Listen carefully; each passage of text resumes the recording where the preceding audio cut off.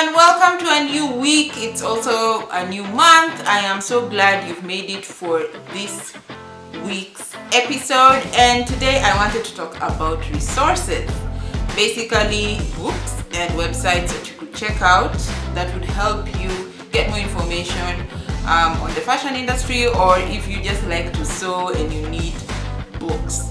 The resources I'm going to give you would most likely help someone who is trying to do sewing professionally. I'm not saying that it will not be helpful for people who are sewing as a hobby. It can still be very, very helpful. So I'll do it in slide form because I would also like to give you the prices of the things, how much they cost. Some of the books I have been very, very helpful over the years. I consult them a lot, and of course there are very many websites as well that have made resources available at a click of a finger. So let's dive into this week's episode, and thank you so much for being here.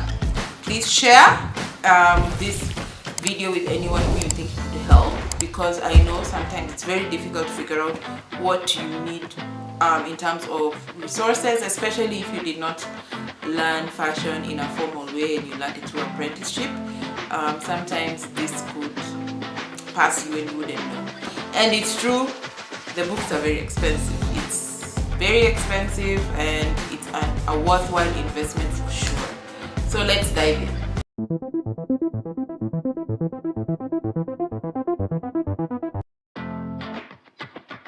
So I will start with various resources and sources that you could plug into so that you could get more information about the fashion industry.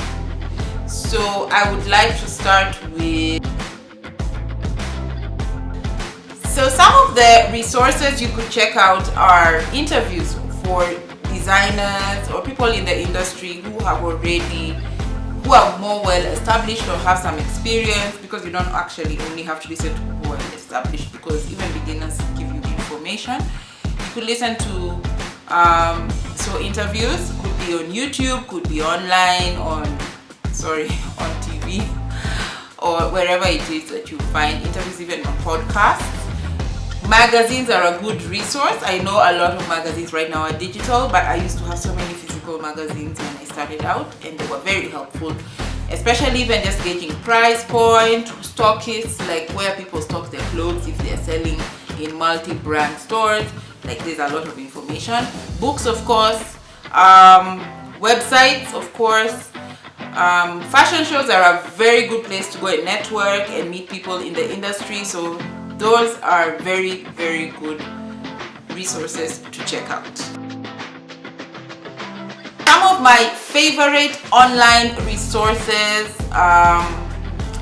websites that I have subscribed to their newsletters are Women's Wear Daily and Business of Fashion. I find like I'm always checking information there, and I get their newsletters, so I get a lot of information about the global fashion industry. They will tell you which brands are doing well, which ones are not doing well, what is on trend, what's not on trend, consumer habits.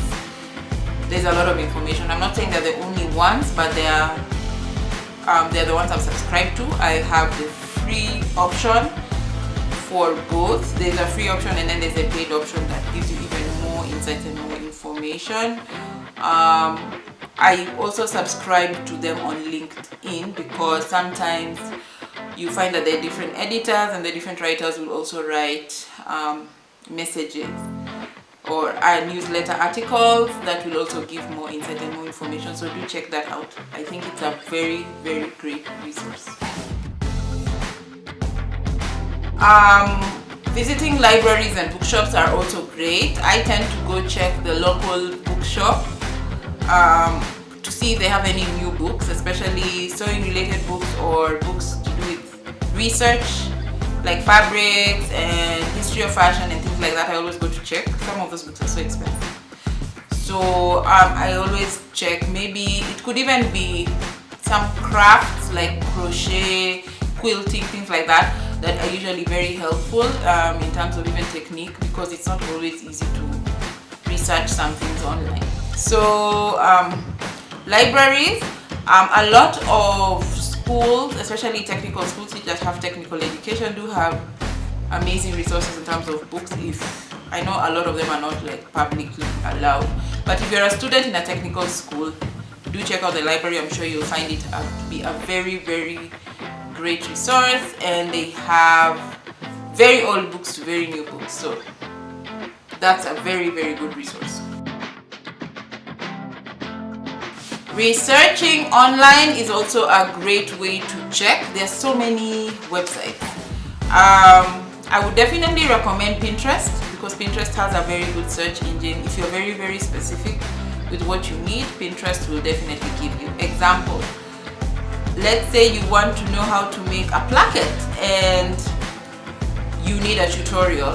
The beauty of Pinterest is because it's so community led, and there's so many people who just post how to do things, and a lot of the content is short form. If you don't want to go through YouTube to see long form content, Pinterest would be a great place to check. Of course, it also depends on how someone has saved it, but they do have short tutorials on how to do things. They have a lot of sewing hacks. I think the main issue you'd have is if you haven't gone to formally learn how to sew, anything like that, you might not know if it's a hack or it's how it's usually done. So that's usually the catch-22, so to speak, because there's a lot of hacks that people do, shortcuts that are not necessarily the professional way of doing things. But Pinterest is a great resource. It can, because of how Pinterest is as well, sometimes it can lead to more long form content like a book or an article or even a YouTube video where you could see the content in longer format with more information and things like that. And also they don't show you just what, they show you so many different ways of doing things. So do check out Pinterest. It's a great resource. And of course, people have a lot of blogs. There are actually free sewing patterns on the internet. If you Google free sewing patterns, they are there. The catch-22 is that you have to test them, because you could be so happy you got free sewing patterns and then you make something out of it and it doesn't work. And you have to be very familiar with patterns to be able to know if a pattern is right or not, or if you should just make your own. But there are also people who do tips on how to make patterns and things like that. So definitely check it out. Although I really advise that if you're going to do patterns, books are probably your best bet. At least learn from the books first before you dive into whatever is online, because you'll get very confused. But there are books that have been there for long periods of time that you could use for a very long time. So yeah, online. Or lastly, of course, attend fashion events, and of course join fashion communities. Sometimes attending a fashion event might not necessarily benefit you so much if you don't connect with the people you meet at the event. So joining fashion communities is very important. Join WhatsApp groups, join Facebook groups, just go for physical events. It's very good. Join organizations that have events for people in fashion. So like for me, I'm part of an organization called She Trades, and they do have online and physical events. And because of their events, I have managed to meet people who do things, not just clothes, because before I only met people who do clothes, but now you meet people who do leather and who do bags, or who do crafts and things like that. So those events are very important. Even if you are going to support somebody else and you're not directly involved or participating in an event, it's always important to go just to network and meet industry players, and so that you're also a familiar face and you're invited for more events. And also do the training. Some of the trainings are very good, very thorough, especially the ones where they emphasize export market. You find it very helpful if you do those kind of events. So I hope this has been helpful to you, and I hope that you will definitely try and tap into those resources for sure.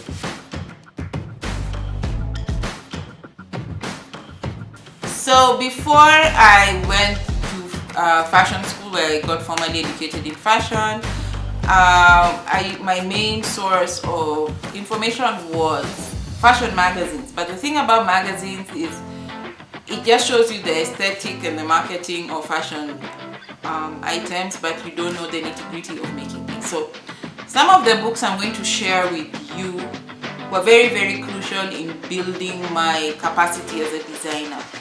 The thing about the fashion books we use, especially Winfred, like Winfred, this is for women, this is for children. I couldn't find the one for men. I have the one for men as well. These are the textbooks we use when you go to fashion school, at least here in Kenya.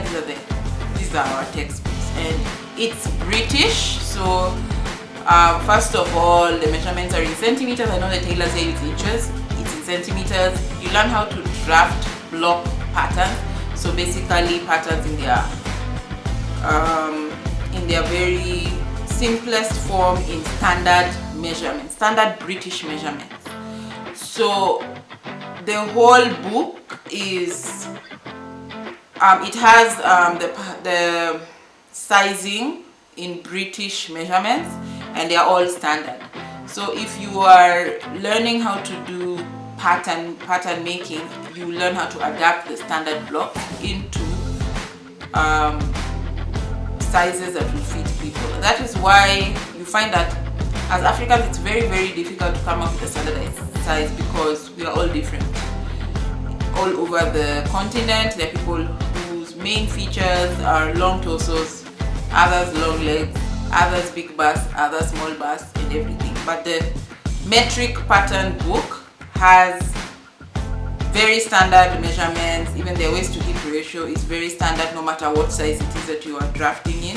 And their cup size is cup B. So if you've been trying to make patterns with this book and you're cup D, there's a way to adapt it and to make it accommodate the cup D and things like that, even the hips, waist to hip ratio and all that. So the book is good because it helps you learn how to do patterns, and then after that you learn how to adapt. I know a lot of people learn the freehand cutting style that tailors use. It's very, very difficult to move to pattern drafting if you started with freehand cutting, but it's easier for someone who has learned pattern drafting to move to freehand, because it's just a way that there's a way it can just click. I know there are sometimes that once you've learned how to do freehand cutting, completely disregard pattern drafting, but I think especially if you want to get into ready to wear, pattern drafting is very, very important to you, especially if you want to export, and also because most times when people are buying clothes, they are used to standard sizing, even if the clothes are ill-fitting to some extent, standard sizing. So there is a whole way people come up with their own charts, sizing charts and all that. People adapt from what's already there, and you know, you could decide that your main clients have you're designing mostly for people with bigger hips, so you will adapt your patterns to be standard on top and then maybe make it wide at the bottom. So anyway, there's a lot to consider. So books are important. It takes a while to figure out some of the things I'm saying right now, so some of you might be listening to me and wondering what I'm talking about. It has taken a lot of years and a lot of time making clothes for people of different sizes for me to understand how some of these things work, and watching people review the books as well online. So that's the whole point of this video today, is learning how to analyze the information you get, whether it's from books or people speaking, or even like just what you're hearing from me could be something you've never heard before, but now you know, because I have done this for a very long time, so I know the challenges that come with it. Another thing about the children's book is that children's sizing is done according to age. So I know sometimes some parents expect you to know that because their child is 5 years old, this outfit will fit them. But their child could be 5 years old and they are petite, or they're bigger than their age. So you might find that the child is 5 but they wear clothes for a 7-year-old, or the child is 5 they wear clothes for a 2-year-old. Those things actually do happen. So it's very, very important that you get this book, so that if you decide that you are designing for a certain market, whether it's children, men, women, you understand what people look for when they are buying. So pattern drafting books for sure are very important, and even if you do not care to make ready to wear, they have so many adaptations that will help you be able to improve on your designing. So I'll show you a couple of things there, and of course I would definitely also recommend sewing books, books that show you sewing techniques. They're always a good resource. I know right now it's more popular to check videos out, but I've also found having sewing books very important, because there are some notes that are written there that explains why. Because sometimes you watch a video tutorial and someone doesn't explain why. You have to something. But books, because a lot of these books are written by people who have taught sewing and fashion and stuff like that, you find that they're very thorough in how they explain things and why things work in a certain way and why you have to cut something across the grain and not in a straight grain and things like that. So if you really feel like going to fashion school is a huge investment and maybe you don't have the time, books are a good way to go. And if you have the books and you watch sewing tutorials, at least if you have a combination of the two, you're at a better place than someone who doesn't have books at all. So let's get into the books. So I'm going to start with the complete book of sewing. I have found this a very good resource. Online it is $40 and currently it's not available locally, but you can get it online for $40. That's roughly the price it would be here anyway. This book is the perfect guide for home sewers, and it has step-by-step instructions to guide you on the basics, from sewing terms to how to stitch certain things to understanding aspects of fittings and pattern interpretation. Has very vibrant pictures and instructions and illustrations, so definitely worth it. The Designing Patterns by Hilary Campbell is a very refreshing pattern drafting book. It does cost a lot. I did not buy it at that price when I was sold for. It was actually a very cheap book, but yes, that's the price. It's $73. But if you do not like the long method of pattern drafting, it's very easy to follow, very simple instructions. It covers the basic silhouettes of women's garments. It has a size chart, so you can follow the size chart. It's mostly UK sizing. So it has features like dresses, skirts, jackets, collars, sleeves, trousers. Very simplified, very easy to follow. I would definitely recommend it if you can afford it. I don't think it's available in Kenya, but you can definitely get it from Amazon, so do check it out. It's a good investment to have. I came across this book from a friend and it's called Il Modellismo. I hope I have pronounced it right. It's an Italian English book and it has the most beautiful illustrations, and yes, it's €100. I think right now it's only available in Italy, so you would have to buy it from their website. It has beautiful illustrations. They also have an illustration book if you want to learn more about fashion illustration. Their book has patterns, not only basic block patterns but also adapted patterns, and it has all female, male and children patterns. It has the basic and it has adaptations of evening wear, swimwear, casual wear, winter wear, summer wear, office wear. It has all sorts of adaptations. It also has the sizing, European sizing. It's a bit technical to understand, especially if you're not familiar with pattern drafting. If you are used to the metric book, then it might be easy for you to adapt, but the drafting method is very different from the metric book, so it can be a bit confusing if you're not used to it, but it's definitely worth investing in. If you do have issues with adapting patterns, it has way more adaptations than I've ever seen in any other type of book, and the fact that it also has tips and tricks for adapting different types of fabrics, it's definitely worth the investment. This is the metric pattern drafting book that I have been mentioning through the video. It's by Winifred Aldridge, and there is for women, men, and kids. As you can see, in Kenya, the women and men's is the same price, and the kids one is a bit cheaper. And then when you go overseas, the women's is cheaper, the men's is second, and the kids is most expensive. Either way, it's the most popular book here, and it has British sizing. The sizing chart is in British metric, and also I guess the sample size of the chart is definitely more European than African. It has a lot of basic blocks and adaptations of sleeves, collars, I guess trousers, shirts, dresses and all that. So it has adaptation of basic blocks into even a few design features.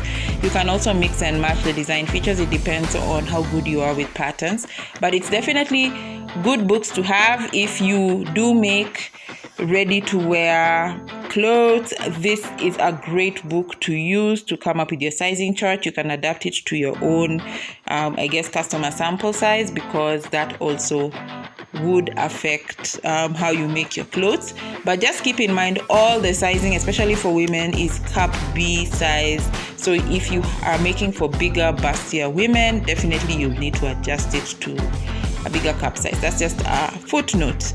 But definitely this is worth investing in. If you don't have this book, definitely get it.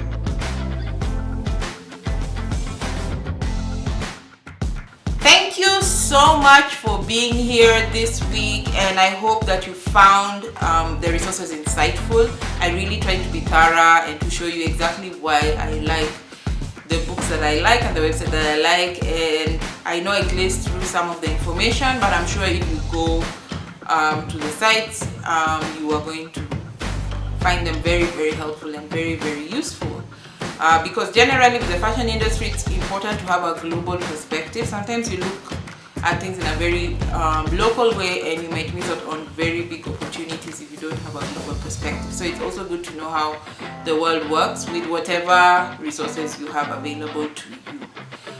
So next time I am going to be talking about sewing supplies you need when you're a beginner. I know I have done the sewing supplies for corsets and basically corset making supplies, and I know I have done previously the vlogmas for sewing supplies, but I do get people asking me in different times. People ask me the price of sewing equipment, and I just figured that I'll just put it in one video. Especially if you're a beginner, I'm going to probably put it with must-haves and things that are nice to have list. And I hope I'll see you next time.